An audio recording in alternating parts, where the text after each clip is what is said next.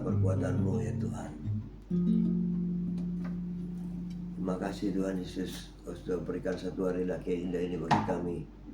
Dan Kau tetap menyertai kami dalam siaran gembala, siaran renungan pagi hari ini ya Tuhan Yesus. Bentar lagi kami baca firman-Mu, merenungkan firman-Mu. Kau buka hati pikiran kami agar kami dapat menerima firman-Mu. Berikan roh pengertian bagi kami agar kami mengerti akan firman-Mu. Dan berikan iman yang kuat bagi kami agar kami dapat melakukan firman-Mu dalam kehidupan kami ya Tuhan Yesus. Misalkan kehidupan kami sepanjang hari ini bersama semua rekan-rekan peserta daripada renungan pagi hari ini ke dalam tangan-Mu, di dalam kuat kuasa-Mu, di dalam perlindungan-Mu, di dalam penyertaan-Mu, di dalam kasih-Mu, juga di dalam berkat-Mu ya Tuhan Yesus.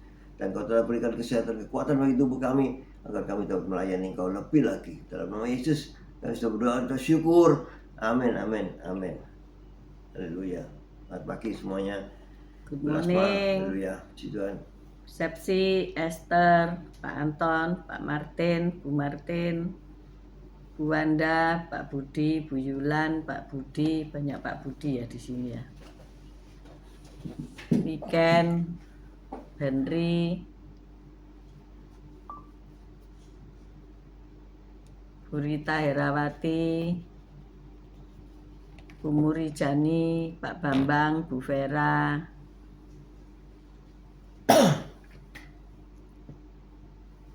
CCMI, selamat pagi semuanya. Yosinta, Bu Nurmala, Bu Foni. Yuk kita baca Matius 7 ayat 12. Sebelumnya saya rewind dulu ya. Kita sudah sampai pelajaran yang ke-7 hari ini tentang prinsip-prinsip Gospel of Blessing ya. Ada 10 kunci. Kita sampai kepada yang ke-7. Kunci yang pertama adalah percaya bahwa kelimpahan adalah kehendak Allah. Yang kedua, menjadikan Allah sebagai partner dalam seluruh aspek hidupmu. Kemudian bekerja pada pekerjaan yang dikehendaki Allah. Terus miliki iman dari Allah.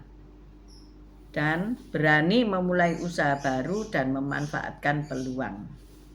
Yang keenam, mengikuti prinsip-prinsip bisnis yang diajarkan oleh Alkitab. Yang ketujuh, taatilah aturan-aturan pokok. Jadi ada aturan-aturan pokok dalam Gospel of Blessing ini ya. Selamat pagi Bu Tiar. Mari kita baca Matius 7 ayat 12. Matius 7 ayat 12. Segala sesuatu yang kamu kehendaki supaya orang perbuat kepadamu, perbuatlah demikian juga kepada mereka. Itulah isi seluruh hukum Taurat dan kitab para nabi. Nah, perbuatlah apa yang kau suka orang lain perbuat padamu. Kalau engkau nggak suka dihina, jangan menghina orang. Kalau engkau tidak suka digosipin, maka jangan menggosipin orang. Kalau engkau tidak suka dirugikan, maka engkau jangan merugikan orang. Maka apabila engkau lakukan hal ini, engkau tak akan pernah merugikan orang lain. Kita harus adil dalam setiap urusan bisnis ya. Jangan curang dalam penjualan, jangan egois dan tidak jujur. Ada suatu kisah seseorang membeli gula ya. Kemudian ia pulang. Sampai di rumah ia timbang gulanya itu. Oh, cuma 900 gram ya. Cuma 900 gram. Maka ia suatu hari ia juga menjual kacang hijau gitu ya. Kemudian si penjual gula itu membeli kacang hijaunya. Sampai di rumah penjual gula itu marah-marah karena ia berkata bahwa kacang hijaunya kok cuma 900 gram. Nah, disitulah sang pembeli gula tadi ngomong, loh aku tadi itu menimbang dengan gula yang 1 kilo yang aku beli daripadamu. Tangkep ya cerita ini ya. Kalau nangkep ya mengertilah bahwa apa yang dia perbuat itu diperbuat orang kepada dia gitu ya. Jadi apa yang dia lakukan itu Dia jual kurangnya karena dia jual kurangnya itu diperlakukan kurang. kepadanya ya. Jadi itu Jadi yang dipakai timbangan itu bukan timbel tapi gula yang dia beli dari toko itu tadi. Jadi apa yang kamu perbuat pada orang lain itu nanti akan kembali padamu ya. Diingat-ingat, jadi jangan berbuat yang jelek ya. Sebentar saya setting yang Facebooknya Pak Gemini melorot. Oke. Beratan. Ya. Jadi kita tidak boleh mencurangi orang lain ya. Nanti ada hukum tabur tuainya kan ya. Ada hukum tabur tuainya. Kalau kamu merugikan orang lain, pasti kamu suatu saat ya menderita kerugian ya, dibales. Kalau di agama lain katanya karma, tapi saya nggak ngerti ya, apa itu. Tapi yang penting itu hukum tabur tuai itu berlaku dalam kehidupan orang Kristiani ya. Terus. Ya. Lalu kita juga harus suka membantu rekan kita. Kalau kita berbisnis, kita juga harus punya keinginan untuk membantu ya. Bukan hanya mengambil keuntungan semata, tapi juga membantu. Jadi saling take and give ya.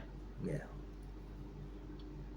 Juga harus menampilkan penampilan yang menyenangkan ya, supaya orang-orang merasa betah di sekeliling kita. Pernah nggak saudara berteman terus melihat penampilan yang lusuh, yang lecek, yang rambutnya dawuk-dawuk ya? Apa rambut dawuk-dawuk itu? Tidak pernah disisir. Tidak pernah disisir ya. Seringkali kalau saya meminta bantuan para seniman itu saya merasa harus jaga jarak ya. Karena mereka tampilannya itu menyebabkan kita nggak suka dekat-dekat ya, walaupun mereka itu handal dalam pekerjaan mereka ya, tapi menyebabkan orang nggak suka deket-deket gitu ya, karena mungkin nggak pernah rapi gitu ya. Mereka berambut gondrong dan keriting dan dawuk-dawuk ya, kayaknya nggak dikeramasi 1 bulan gitu ya. Walaupun berambut panjang, tapi kalau diikat, digelung seperti zamannya Singosari, kerajaan Singosari, bersih, rapi, dan segar gitu ya. Tentu orang senang berbicara dengan dia ya, dan bisa bergandengan tangan berbisnis dengan dia gitu maksudnya ya. Apalagi kalau buka warung ya, harus rapi, bersih. Ya, standar makanan kan harus bersih, rapi, ya, tidak bau badan ya. Bagaimana menangani klien kalau kita menyajikan makanan terus kita bau badan? Jadi kepribadian yang menarik hanya terwujud apabila Kristus ada di dalam kita. Amin. Amin. Apabila ada Kristus, ada Roh Kudus di dalam kita, pasti kita menjadi orang yang menarik ya. Karena ada ayat yang berkata bahwa 1 orang akan diikuti 10 orang ya. Nah, itu untuk penginjilan ya. Tetapi kita juga bisa menampilkan diri kita untuk orang lain juga bisa mengikuti kita ya. Kalau kita senyum, penuh senyum, ramah dan menarik ya, tentu banyak orang senang berbicara dengan kita. Karena tubuh kita adalah bait Allah ya.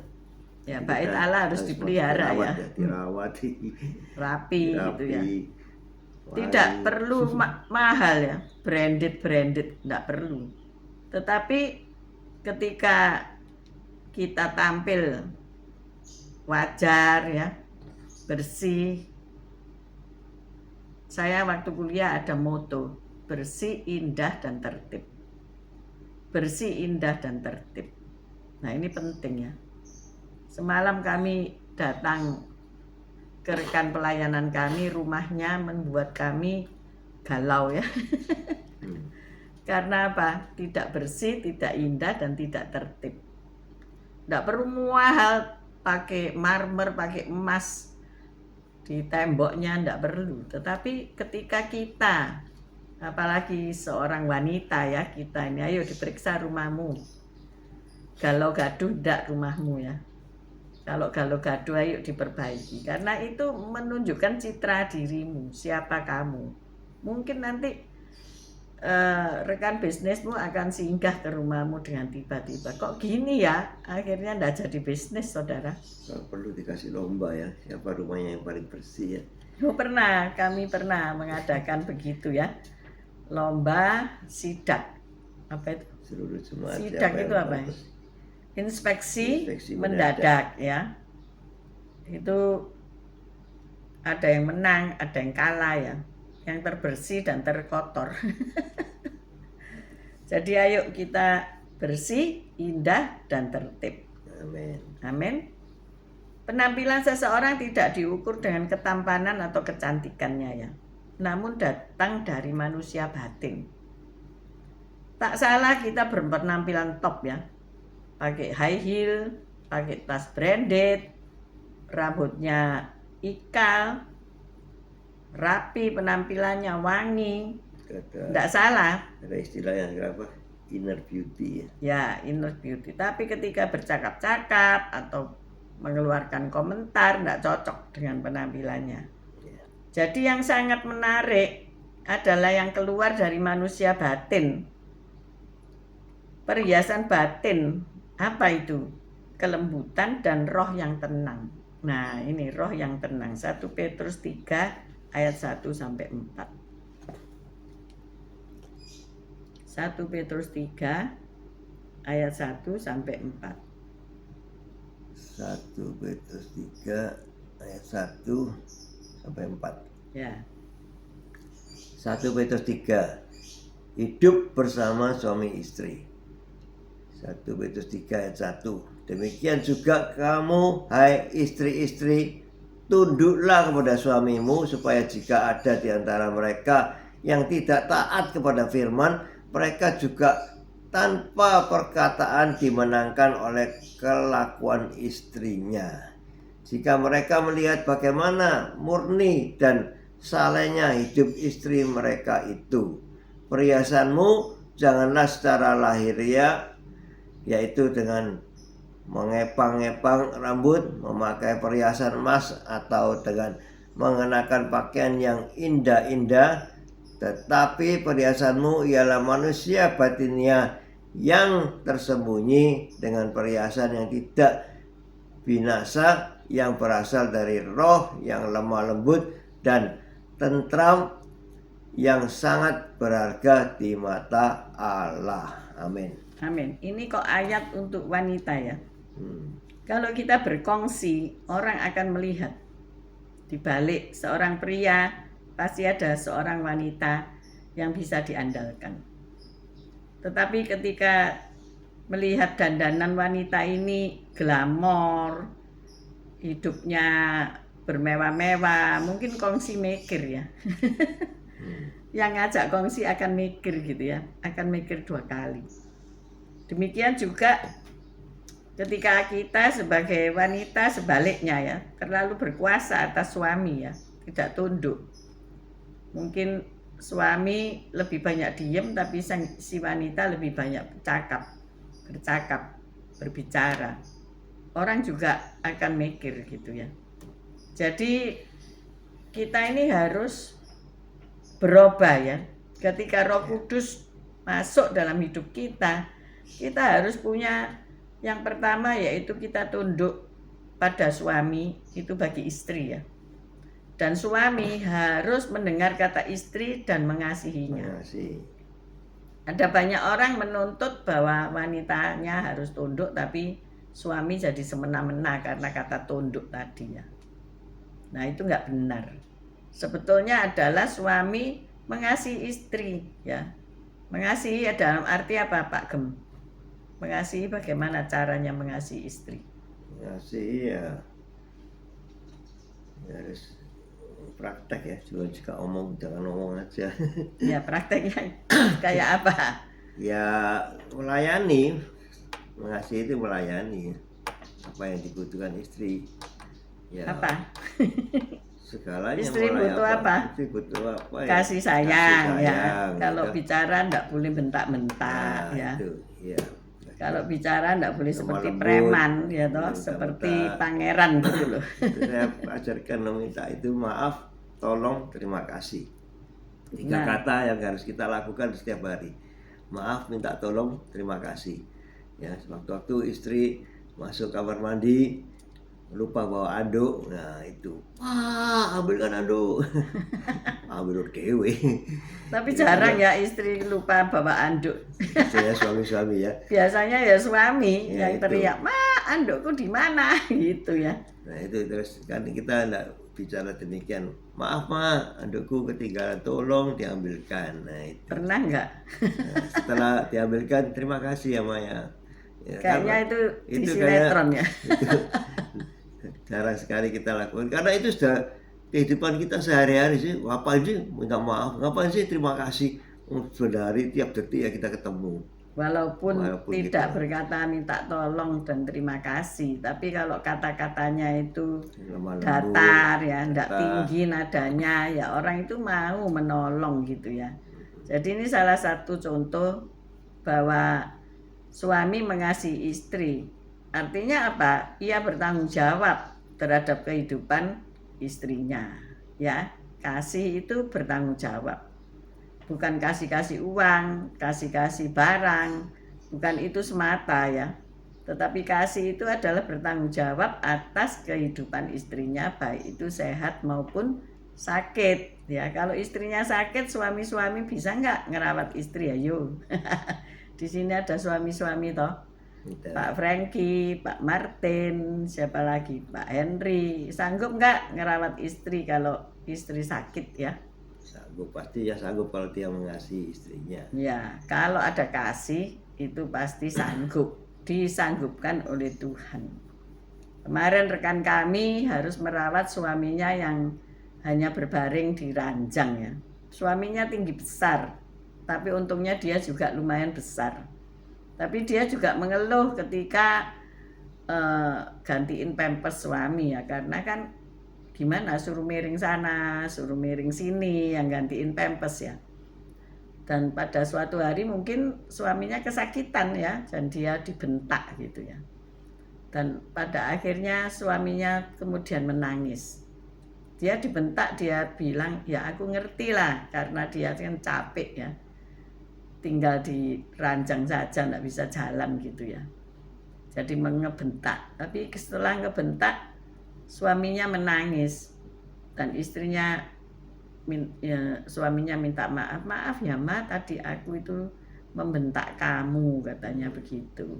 Mungkin dia sadar kalau nggak ada istrinya, siapa yang gantiin pampers ya? Siapa yang merawat dia setiap hari gitu. Tapi karena dia mungkin karena sakit itu dia jadi lupa ya. Istrinya ngomong, oh enggak apa-apa kok, enggak apa-apa.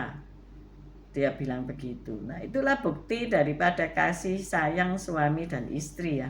Walaupun dalam keadaan sakit ya kita setiap hari harus saling membantu juga. Ya kalau disuruh miring mau digantiin pampers ya miring gitu loh ya. Tapi ya namanya orang sakit kita enggak bisa ngomong. Jadi, tetapi apakah ketika sama-sama sehat enggak ada kasih sayang ya? Bu Ami bilang setelah Pak Happy pulang ke rumah Bapak dia sendirian, biasanya berdua goncengan sepeda motor kemana-mana, pelayanan bersama, berdua senantiasa, sekarang seorang diri. Kehilangan kasih sayang suami ya, tapi diganti kasih sayang Tuhan Yesus ya. amen. Jadi inilah maksudnya itu dalam 1 Petrus 3 ayat 1 sampai 4 itu tadi ya. Istri harus punya roh yang lemah lembut ya.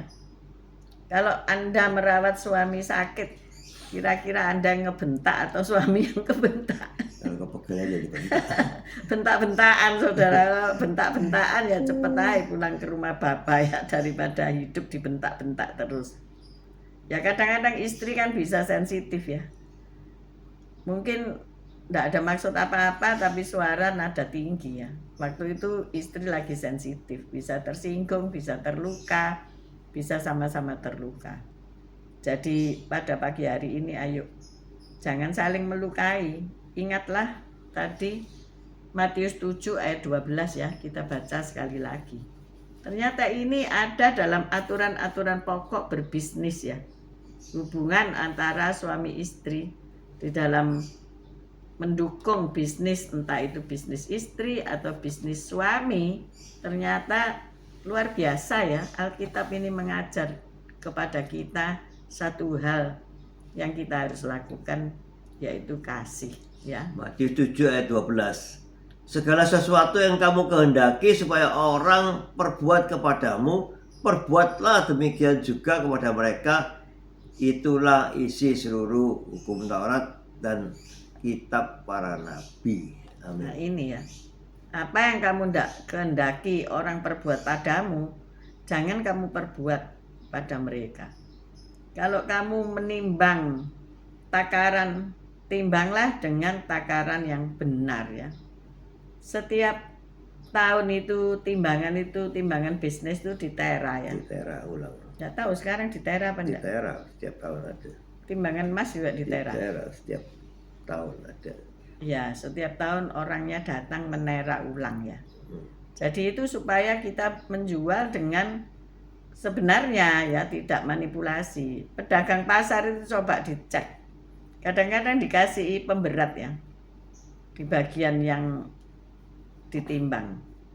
Dikasih pemberat supaya mungkin 1 kilo hanya 9 on gitu ya. Ada yang timbangannya dibolongi, dikerowai. 1 kilo. Oh, timbelnya itu dibolongi. Dibolongi dalamnya sehingga 1 kilo itu tidak ada 1 kilo. Tinggal 8 on. Jadi memang tulisannya 1 kilo tapi dikerowoi. Tapi kalau timbangan digital gimana meneranya ya? Digital lebih pasti, lebih bisa. Digital juga ditera. Ditera ya, Ya, sesuai nolnya dengan- 0 apa enggak ya? Iya, 0 sesuai. apa sudah 100 gram gitu ya? Kalau Karena ada puterannya ya. emas kan 0,01. Ya 0,000. Jadi harus benar Jadi sekali. kita harus melakukan apa yang engkau sukai kepada orang lain. Ya, ini pun berlaku dalam hidup suami istri ya, tidak hanya dalam bisnis saja. Kalau dalam bisnis yang gampang itu berkata benar ya, ini dari Itali asli, tas ini asli dari Itali, tetapi tibanya palsu ya, dari Tanggulangin. Nah itu bencana ya ada. Akhirnya pakai pengacara segala macam ya, gara-gara tas palsu. Kita aja kalau biasanya belanja jeruk aja tanya sama pedagangnya, manis apa?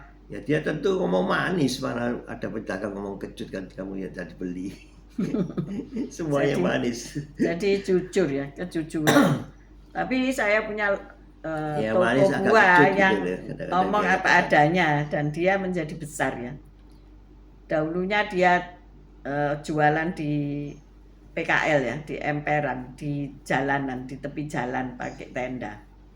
Saya melihat ibu ini rodo disiplin ya, nggak kenean gitu ya. Tapi barangnya bagus-bagus ya.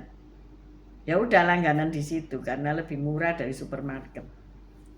Saya selang beberapa tahun berlangganan di situ, kemudian dia pindah ya di sebuah ruko. Luar biasa ya, sewa ruko ternyata di dia sebelahnya. mampu nyewa ruko dan kemudian melengkapi dengan freezer ya, kulkas ya, 8 pintu kalau nggak salah ya. Oh luar biasa itu, pada 1 pintu aja sudah 3,5 jutaan ya.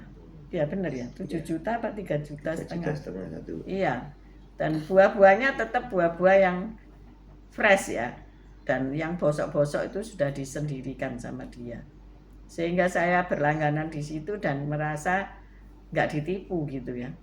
Jadi ini penting kalau bisnismu mau berkembang, bertumbuh maju, walaupun engkau mungkin sedikit disiplin ya, misalnya marah kalau dimek-mek buahnya dimek-mek.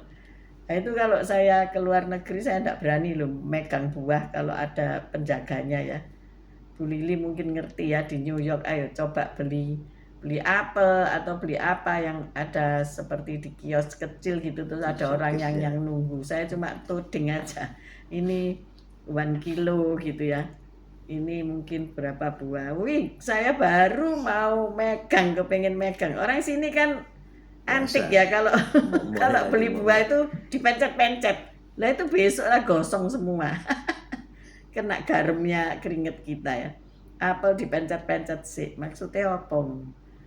Nah, tapi karena mereka juga menyajikan yang terbaik ya, makanya sudah kita pilihan, tinggal barangnya itu sudah pilihan, jangan kamu pilih menuding lagi. aja, mau ini, mau itu, mau berkata aja gitu. Nggak usah tangannya ikut-ikutan mitesi buah ya. Rekan saya bekerja di Philadelphia ya, tetangga saya bilang, aku dipecat Vi, kenapa? Aku disuruh cari apa nama itu, banana ya, banana itu disuruh cari banana, terus aku pencet, dipecat ndak terlalu lama, kakek ngomong dipecat.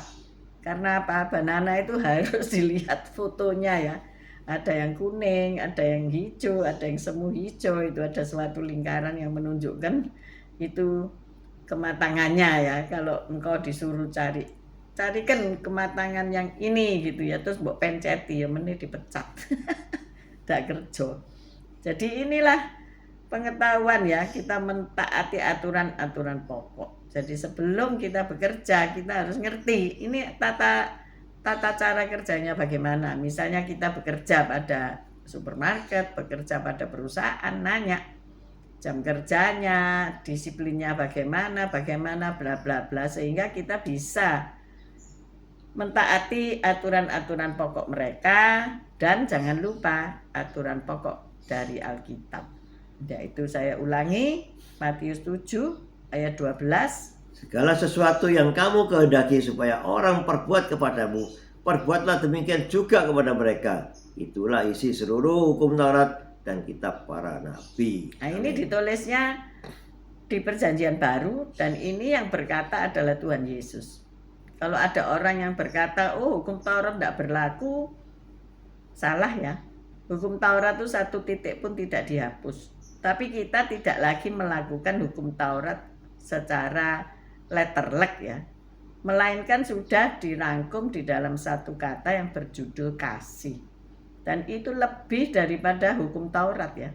Kalau hukum Taurat kan jelas, tidak boleh ini, tidak boleh itu.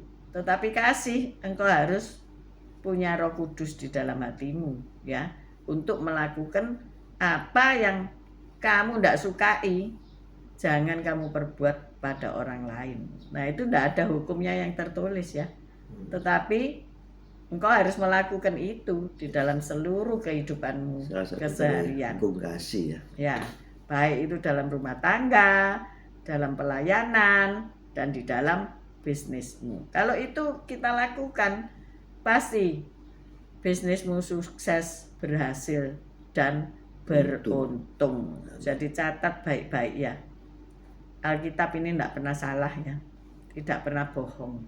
Engkau harus jujur dan sebagainya. Baca Amsal tiap hari, maka engkau akan berhasil dalam segala jalanmu. Amin. Amin. Mari kita berdoa. Haleluya. Terima kasih Tuhan Yesus atas firman-Mu yang menjadi rema dalam kehidupan kami, menjadi kekuatan dalam kehidupan kami, menjadi pelita bagi kaki kami dan terang bagi jalan kami, ya Tuhan Yesus.